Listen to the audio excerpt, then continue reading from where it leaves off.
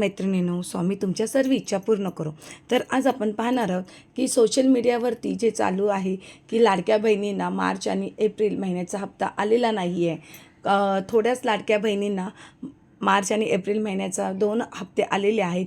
तर काही लाडक्या बहिणींना फक्त मार्च महिन्याचा हप्ता आलेला आहे आणि इतर महिलांना एकही हप्ता मिळालेला नाही आहे. मीडियावरती ही सुद्धा बातमी चालू आहे की SC आणि STच्या महिलांना लाभ मिळालेला नाही आहे आणि इतर महिलांना लाभ मिळाला आहे. तर असं नाही आहे. तर SC आणि ST OBC अदर्स ह्यातल्या बहुतेक महिलांना अजूनपर्यंत मार्च आणि एप्रिलचा हप्ता मिळालेला नाही आहे. दुसरी गोष्ट आपल्या सोशल मीडियावरती ही चालत आहे की आता ऑनलाईन EKYC न करता ऑफलाईन EKYC करायची आहे आणि ती आपल्या जिल्हा कार्यालयातील बालविकास विभाग जे कार्यालय आहे तिथे जाऊन आपल्याला ते फॉर्म सबमिट करायचे आहेत आणि तिथे जाऊन आपली EKYC करायची आहे. म्हणजे हे खरं नाही आहे ताईंनो. जिल्हा कार्यालय आहे जे बालविकास अधिकारी जिल्हा कार्यालय आहे तिथे असं कोणताही अजूनपर्यंत आदेश आलेला नाही आहे. तुम्ही घाई करू नका. घाईमध्ये तुम्ही एवढ्या लांब जाणार आणि तिथे जाऊन तुम्ही तुमचे फॉर्म सबमिट करणार तर तिथे काही होणार नाही. ते तुम्हाला सरळ सांगणार की इथे आम्हाला हे आदेश आलेले नाही आहेत आणि आमच्याकडे हे होत नाहीत. फक्त ते तुम्हाला चेक करून सांगतील की हो इथे म्हणजे तुमचं ॲक्टिव्ह आहे की नाही आहे किंवा DBT झाले आहे की नाही. बाकी ते काहीच करू शकणार नाही कारण अजून तसा आदेशच आलेला नाही आहे की EKYC ऑफलाईन पद्धतीने करायची आहे. आणि सेम तीच कंडिशन आहे की काही ताई ज्यांना लाभ मिळालेला नाही आहे लाडक्या बहिणीचा अंगणवाडीमध्ये जाऊन अंगणवाडी ताईंना सांगत आहेत की आम्हाला म्हणजे आम्ही यूट्यूबवरती पाहिलं आहे की इथे अंगणवाडीमध्ये हे फॉर्म भरायचे आहेत. म्हणजे EKYC करायची आहे, ऑफलाईन EKYC करायचे आहे. तर असं अंगणवाडी ताईंपर्यंत असे कोणतेही आदेश अजूनपर्यंत तरी आलेले नाही आहेत. हो, जर असे आदेश निघाले की ऑफलाईन म्हणजे पेपर सबमिट करायचे आहेत आणि ते अंगणवाडी ताईंनी करायचे आहेत तर मी नक्कीच ह्याबद्दल एक व्हिडिओ बनवून ते अपलोड करेन आणि तुम्हाला पूर्ण आणि खरी माहिती सांगेन की तुम्हाला काय करायचं आहे, कोणते पेपर अपलोड करायचे आहेत, कोणते पेपर जमा महिला व बालविकास कार्यालयामध्ये. पण मी एकच सांगेन ताईंनो, अजूनपर्यंत तरी हा आदेश ताईंना CDPO मॅडम किंवा मुख्य सेविका मॅडम यांच्याकडून असे आदेश कोणत्याही अंगणवाडी ताईंना आलेले नाही आहेत.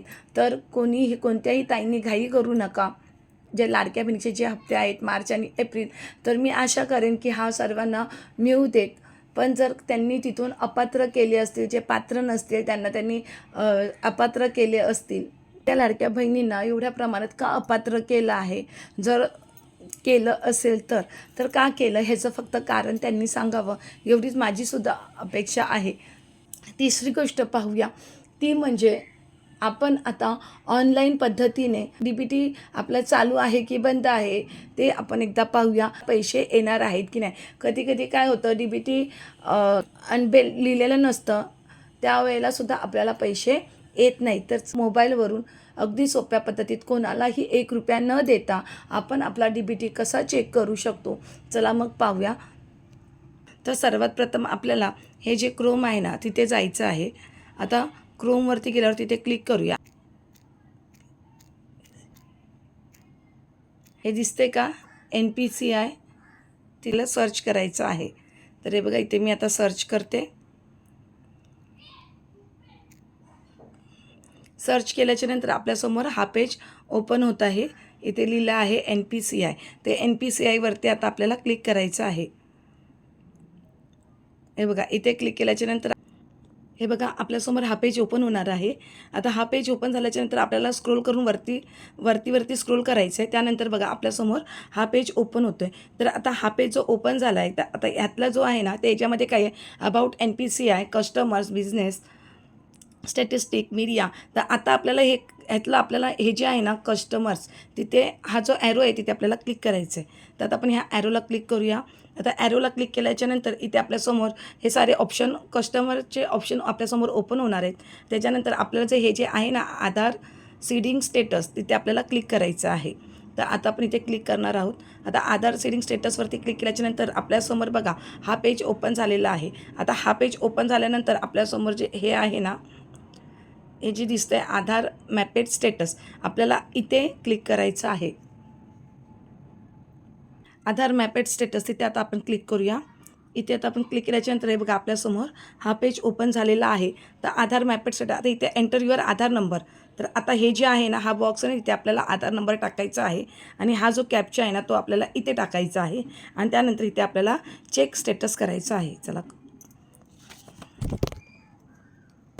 ते क्लिक केल्याच्यानंतर आता मला एक OTP येणार आहे. हे बघा इथे आता OTP आलेला आहे, कन्फर्म आहे ना, कन्फर्मवरती आपल्याला क्लिक करायचं आहे. तर बघा मी कन्फर्मवरती क्लिक करते. आता हा पेज ओपन झाल्यावरती इथे बघा आधार नंबर आलेला आहे, मॅपिंग स्टेटस आलेला आहे, एनेबल्ड फॉर DBT, नंतर बँक नेम आलेला आहे. तर आता आपल्याला जे सर्वात महत्त्वाचं बघायचं आहे ते म्हणजे आहे इनेबल्ड फॉर DBT.